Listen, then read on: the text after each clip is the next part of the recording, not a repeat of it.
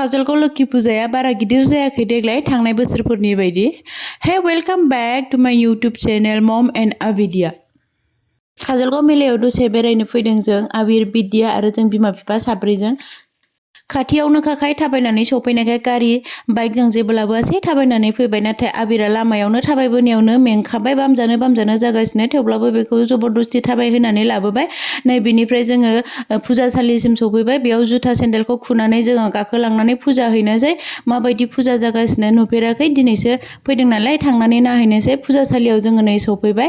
जोंनि ब्रह्म धोरोमनि सिबियारिफोरा आइ बिमा लोक्षिनि मुङाव जैग' सावगासिनो। जोंबो बेयावनो जैग' प्रसाद होनानै दसे खुलुमनानै आइ बिमा लोक्षिनि मुङाव थांनोसै मेलाखौ बेरायहैनो।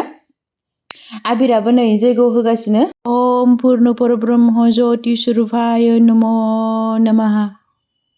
जोंनि फुल प्रसाद बावनाय आरो आरज गाबनायखौ लोक्षि बिमाया गोजोनथों आरो अनसायथों। बेनिफ्राय प्रसादखौ होखांनानै नै आबिरजों बिफाजों खुलुमबाय। खुलुमखांनायनि उनाव फोथा थुनो लाना फैबाय आबिरखौ। नाथाय बे फोथाखौ थुजायासै, न'आवबो थुजाखाया बेबायदिनो फोथा बियो। बिफाया थुजाबाय। बिनि उनाव जों बिद्याजों आंजों ओरैजाय आइ बिमा लोक्षिनि मुसुखायाव जोङो खुलुमनो फैबाय।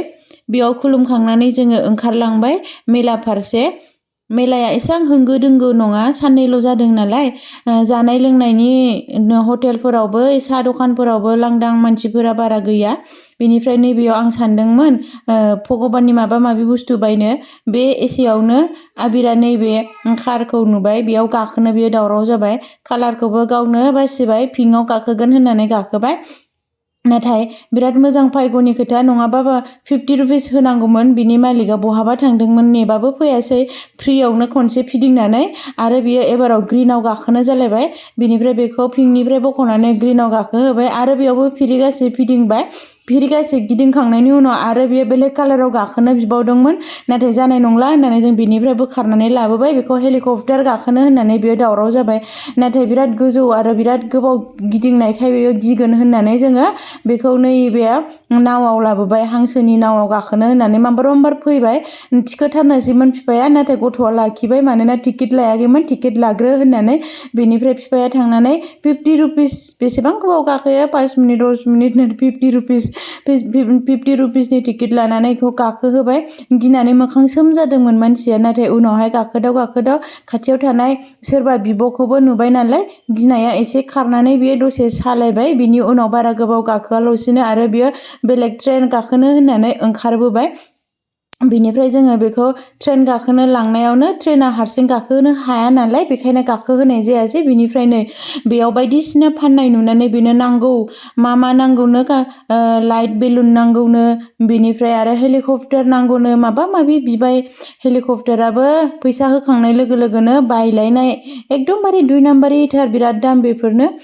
बिनि उनाव आङो नै पपकर्नखौ बिराद जानो गोसो जादोंमोन आरो गुदुं गुदुं संबाय थादों नालाय पपकर्न जानोसै आङो सानदोंमोन। नाथाय गथ' गथाय लानानै थांनायनि खोथा, बिराद माबा माबि बिबाय थायो आरो जाथारै बुस्थु बियो। नै बेयावबो डाम्पार नांगौनो, माबा फायार ट्राक नांगौनो, माबा नांगौनो होननानै बिबाय थानायखाय जोङो जानाय नंला बेबायदिबा भिखारि जासिगोन, गरिब जासिगोन होननानै माम्बार लानानै फैफिनबाय आरो। बेखिनियानो दिनै फुजा बेरायनाया।